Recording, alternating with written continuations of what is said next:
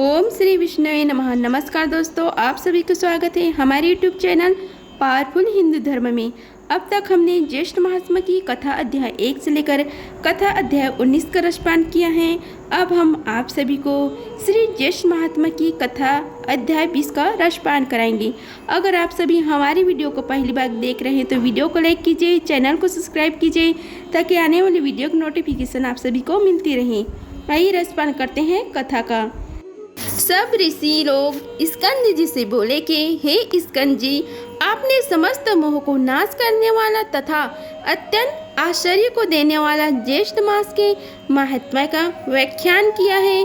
अब आप वह योगियों का गम्य सनातन साक्षात परब्रह्म शत्रु के संहार के निमित्त एकादशी के प्रभाव से वहां पर आए, जो परब्रह्म वचन से भी नहीं कहा जा सकता। इतना कहने पर ऋषि लोग फिर कहने लगे कि हे स्कंद जी, उस राजा पुलिंद ने दुखी होकर फिर क्या किया? तब ऋषि बोले कि और अपने नगर में राज्य भर को संभाला और शत्रु के पूर्ववासियों के वचन का मन से ध्यान करता हुआ एकादशी के प्रभाव को स्मरण करने लगा, जिसको स्वयं उसने अपने नेत्रों से देखा था।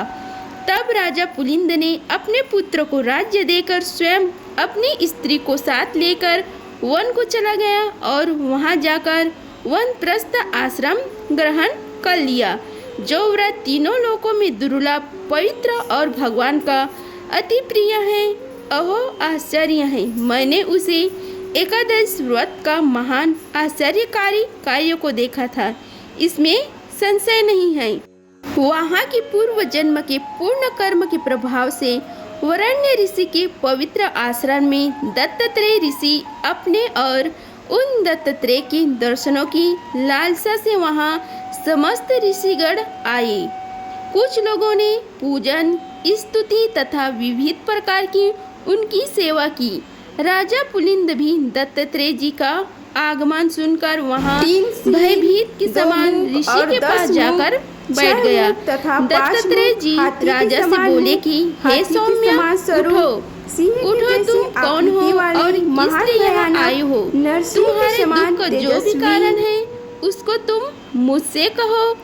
तब राजा श्रेष्ठ पुलिंद ने उठकर दत्तात्रेय जी को अति सुंदर हृदय जानकर कहा कि हे जगदीतल विख्यात राजा पुलिंद हूँ। हे तात, थोड़े ही समय में पृथ्वी मंडल को जीतकर और गर्व में आकर मैं सेना सहित राजा प्रचानवही के नगर को गया। वहां जाकर उस विष्णु भक्त राजा के नगर को पीड़ित करने पर कोई ग्रामवासी मेरे पास आया और मुझसे प्रार्थना करने लगा कि आज श्री हरि भगवान विष्णु का पवित्र दिन है। आज और कल 2 दिन के लिए उस राजा के विषय में क्षमा करें, क्योंकि समस्त नागरवासी व्रत में लीन है।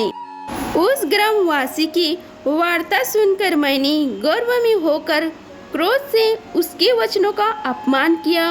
उसके वचन मेरी बुद्धि और मति को गर्व से न छुड़ा सके। इसके पश्चात सूर्य अस्त हो जाने पर असंख्य विष्णुदूत अनेक रूपों में वहां आकर युद्ध करने लगे। उसके पश्चात उन विष्णुदूतों ने समुद्र के समान मेरी समस्त सेना को भक्षण कर लिया। अपने प्राण मात्र रह जाने पर हम लोग भागकर अपने नगर में आ गए। उसी समय से मैंने राज्य, पुत्र, धन का त्याग कर तमसी वृत्ति का आश्रय लिया। अब आज आपके चरण कमलों के दर्शन करके मैं कृतकृत्य हो गया हूँ। मैं धन्य हूँ तथा मेरे पूर्वज भी पुण्यशाली थे, जो आज देवताओं से भी पूजित आपके चरण कमलों का मुझे दर्शन हुआ। भगवान एकादशी नाम वाला व्रत कैसा होता है और किस विधि से किया जाता है, उसे आप संक्षेप में मुझसे कहिए, क्योंकि मैं आपकी शरणागत हूँ। अन्यथा मैं शल्य के समान अपने प्राणों का त्याग कर दूंगा।